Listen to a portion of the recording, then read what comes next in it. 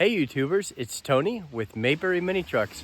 Today is May 20th, 2023, and I had a request to do a video of the Daihatsu after the lift kit wheels and tires had been installed.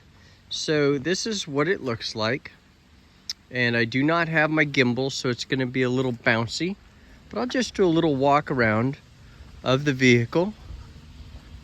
And it looks a lot better than it did before.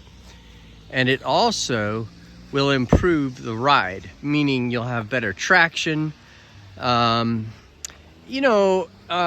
can't really say it's as good on the street, and they're not even DOT tires, but it is definitely, those are the original wheels and tires. The gentleman wants them back, which is no problem, but it looks better. It will have better traction. Not that it needed it, but it will have better traction, obviously, because of the improved tread.